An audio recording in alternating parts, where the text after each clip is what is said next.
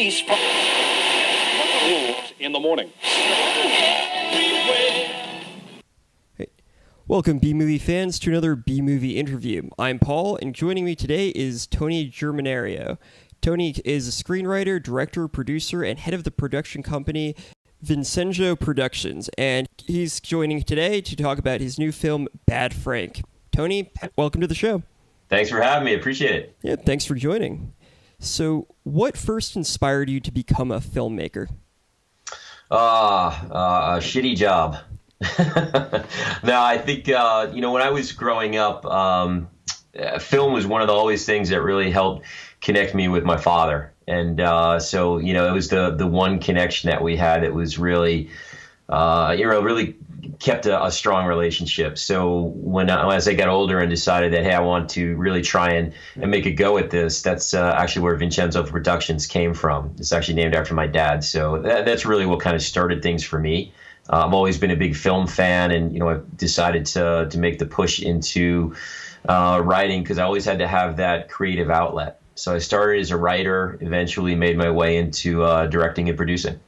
Very cool. That's a nice story. It's like it's always nice when film kind of brings people together because it gives some people things to talk about and just something to bond over. Absolutely. To me, it's, film, I'm not the kind of guy that's trying to make huge messages in their films. I just want to entertain people. I want to give people an escape for 2 hours. They can forget about all the other things going on in their life and just, have fun with the characters, have fun with the story, and just disappear in your brain for a couple hours. It's a good way to be. Could you tell us a little bit about Vincenzo Productions? What kind of films do you guys make? Sure. We've actually done just about everything. Originally started just doing short films where, I have pretty diverse tastes. So I did, my first two were a comedy and a drama, along with my director at the time. His name was Choice Skinner. We did basically 2 8-minute films. One was direct comedy, one was more of a kind of intense drama. Those went pretty well. We won a couple of awards here and there at some smaller festivals. Then for the next one I did was a straight up horror film called Seance, and that actually did very well. I actually won a Gold Kahuna Award at the Hawaii Film Festival. Not exactly sure what that is, but I have one. And then from there we decided to just branch off into features. So the first feature film we made was it was a film I wrote, and actually Choice Skinner directed that as well. It was called Wingman Inc. So it's basically a professional wingman falls in love with a professional cockblocker. So kind of a funny romantic comedy sort of thing. And then we just took a different turn with Bad Frank, because it's completely opposite of what Wingman was, where it's more of Bad Frank is more of an intense thriller. Very gripping, intense acting throughout the entire film with a lot of, crazy things going on. So I wouldn't say I have one particular genre that I like to stay within. I just like to be entertained, and whatever idea pops into my head that I think is going to, resonate with other people, that's what I'll do. Could you tell us a little bit about Bad Frank, the general plot and idea behind the film? Sure. So it originally started as kind of a kidnap thriller, but what it basically evolved into is, this guy Frank Pierce, he has impulse control disorder, and he has had a very tough life, done some time in jail, done a lot of bad things, and he's trying to repair a lot of his old relationships. So he's trying to reconnect with his family. He's gotten married. He's trying to settle down. But just as everything starts heading in the right direction for him, he kind of runs into some people from his past, and things go very downhill very fast. Definitely sounds interesting. Yeah, it's fun. It's a fun story, and like I said, we've got some great performances in there. From Kevin Interdonato is the lead actor. He's just super intense. Did a fantastic job in it. We had some great names with Tom Sizemore. You may have heard of from Saving Private Ryan and Black Hawk Down and Heat, and a number of other films. We had Brian O'Halloran of Clerks fame from Kevin Smith fans. See, I thought and that Ray familiar. Boom Boom Mancini, former world championship boxer. But we also had some great performances from people like, Brandon Heitkamp, Amanda Clayton, Russ Russo, Lynn Mancinelli. So we've got a lot of kind of up and coming people here. So the cool thing about it was we had a great mix of both known and up and coming talent that just gelled perfectly together. So I think we were very lucky to catch some lightning in a bottle here. Definitely cool. You got a nice diverse group and everything. Yeah, we did. We were very lucky. What inspired the idea for Bad Frank? It's funny. Someone asked me this the other day, and because I'm a pretty mild-mannered, low-key guy, and when some of my friends have seen the film, they're like, what's wrong with you? What's your problem? And you know what? I don't know if it's just cathartic to get rid of some of these ideas or what it is, but I typically don't remember when I have dreams. So every once in a while, maybe once a year, once every other year, whatever, I'll just wake up in the middle of the night and just have this crazy idea.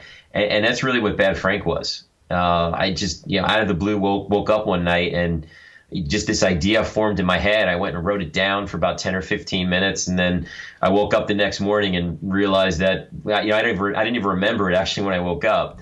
But then, I woke up the next morning, looked at what I'd written down. I'm like, you know what, this is actually pretty cool. And I came out with an outline for it. And the original draft of the script was a lot different than what you see on the page or on the screen right now. So, Kevin and Russ actually did a lot of crafting of characters and kind of adapting what we had to turn it into what it is. So I think one of the coolest thing about the film, it was a collaborative effort, not only on the acting side, but on the pre-production, the writing side. So it was just a great experience all around to be able to work with such talented people. Very cool. Yeah, it's funny, like when you start writing something, you're like, where'd that come from? Yeah, I've got a couple of doozies that are coming up down the road that. It's like I said, I'm pretty low key, and so when these ideas come out, it's almost like I got to get them out of my system so I don't do anything about them. Makes sense. Got to get them out of your head somehow. Exactly. So, what would you say is the most unique quality of Bad Frank? I think it's the performances. From Kevin to Tom Sizemore to Brandon, Russ, Lynn. For people that really a lot of them just met for the first time on set, and I don't think that's probably that much different from a lot of films, but these guys, the chemistry that they were able to exhibit and just the intensity in the performances, we did the whole thing in less than 12 days. So to get these kind of performances in such a short time frame, where in a lot of cases we were only doing 2 or 3 takes maximum, right? So to be able to find that grittiness and that performance and that intensity in such a short time frame, I think that's kind of one of the things that separates us. Is this the most unique film in the world? I don't know. I like to think it is. Some people probably would say it isn't, but the performances, I think, by far set us apart. Sounds cool. It's like everything just kind of came together, and it's always nice when that happens. Absolutely. What qualities do you think make a great film, and could you give us some examples of films that you think are great? Oh God, that's a great question. Well, my favorite film of all times is Goodfellas. So I think just the story, the dialogue. Dialogue to me is very important. Like, I'm a big Kevin Smith fan. I'm a big Edward Burns fan because they write films that have great dialogue in it, right? I love great shots. Right, if you know in Goodfellas, in the beginning of the film, when they're walking through the kitchen out into the nightclub, and it's just this one take the entire way. I mean, the continuity to be able to do something like that is ridiculous. So it's funny because there's other films that are total opposite of Goodfellas, which I love to watch. Right, so for me, it's any type of film that, as long as I'm entertained, I love it. Like films like Talladega Nights, right? Someone just told me about that one just because I'd forgotten how much I like that movie, right? Will Ferrell to me is a genius, right? You put him in any type of movie, Wedding Crashers, things like that. So I wouldn't say I'm drawn to one particular type of movie, but if people accomplish the goal of entertaining, to me that's huge. I'm a huge Marvel fan too. I love Marvel films. You put any Avengers, Doctor Strange in front of me, I can sit there engrossed for 2 hours, and it'll be like I was only sitting down for 5 minutes.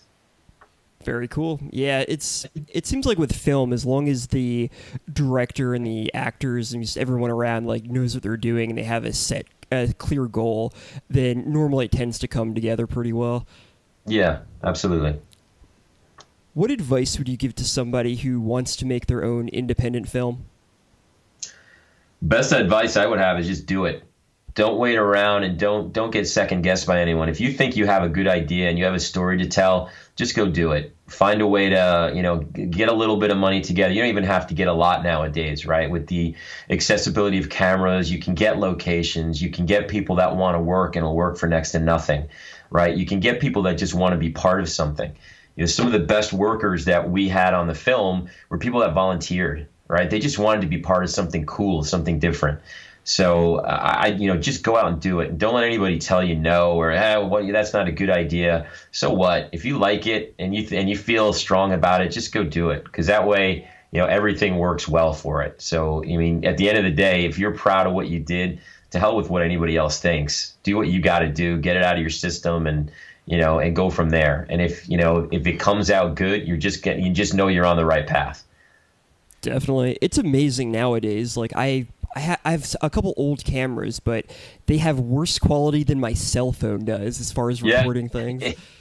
It's amazing. So there are films out in theaters today that were, shot on an iPhone or on a Samsung Galaxy or whatever it is. And, it's just what you can do now. I actually just recently bought this cool little add-on to my phone, which allows me to put different lenses on it, and it's a carrying case, so I can hold it like a regular camera, which gives me the ability to do a lot of things that I couldn't do with it. So I'm dying to get this thing out, put it through its paces and really try it. So yeah, filmmakers can come from anywhere and everywhere now. I'm a great example of that.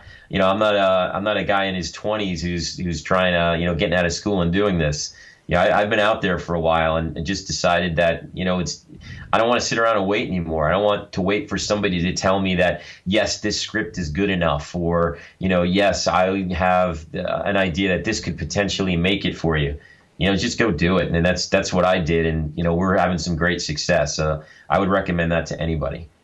Definitely. It seems like with independent films, there's a lot less kind of elitism around. Like you look at a lot of like big name films, like you always hear people say they tried to pitch it to a bunch of like corporate individuals. They're like, they'll either ignore you or they'll tell you it's crap. But when it comes to people making their own films, it's like, even if it's not the best film, it's like, there was heart in it. So there's like a lot less like kind of elitism and like putting people down. It's like a genuine wanting to try to succeed and helping other people succeed.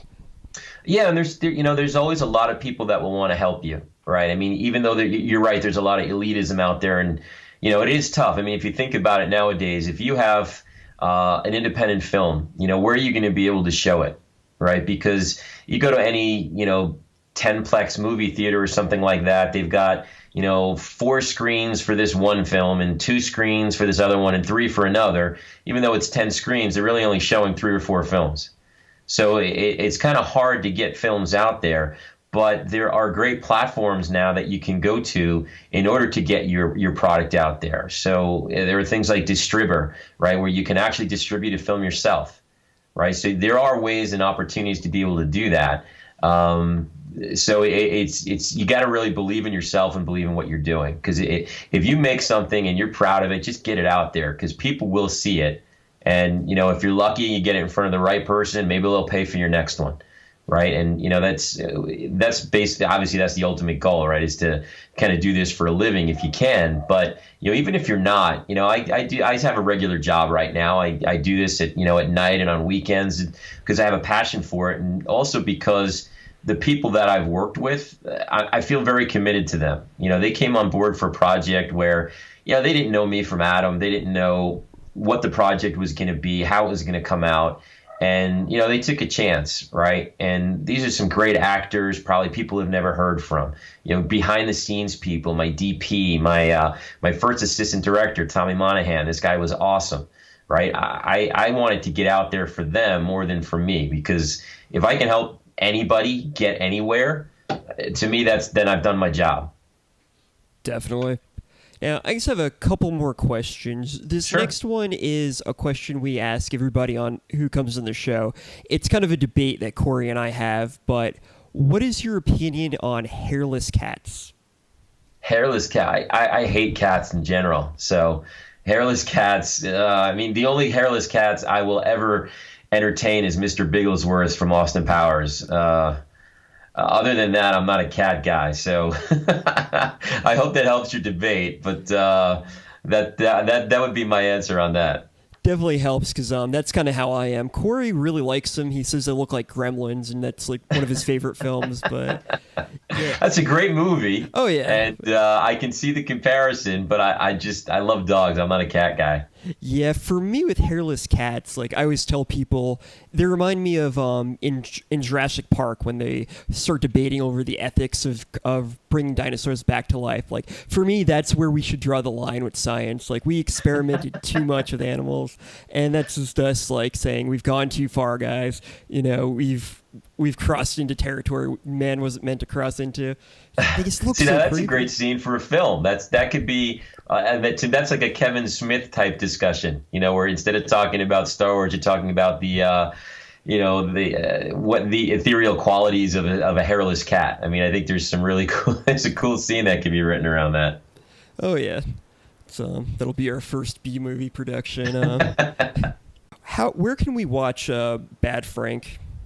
Well, we're in the process of actually finalizing our distribution right now. So probably in the June timeframe, it's going to be released everywhere. So it'll be mainly on VOD platforms. So it'll be on iTunes and Amazon. It'll be available on DVD. Shortly after that, I'm sure it'll be on Netflix and all that good stuff. But we're just a couple months away from the release, and I couldn't be more excited. We've actually had a great run on the festival circuit so far. We've won a couple of awards and been very fortunate for that. So I can't wait to get it out there for people to see it, because I think for a low budget film, they're going to be pleasantly surprised for what they're going to be able to see. Sounds awesome. Definitely looking forward to it. And where can we follow you to learn more about Bad Frank and any other projects that you and your company will be working on? I'm on Twitter at Tony Germ, TonyGerm. The film actually has its own Twitter account as well. It's at Bad Frank Movie. And we do have a website. It's not actually active just yet, so we don't have a web domain yet. So we're in the process of doing that. We'll have that in a little bit. We'll be announcing that on our Twitter feed shortly. Sounds good. All right, there you have it, B-Movie fans. Bad Frank, created by Tony Germinario and Vincenzo Productions. Tony, thank you for joining today. It's been a lot of fun. Thanks for the time. I really appreciate it. Thank you.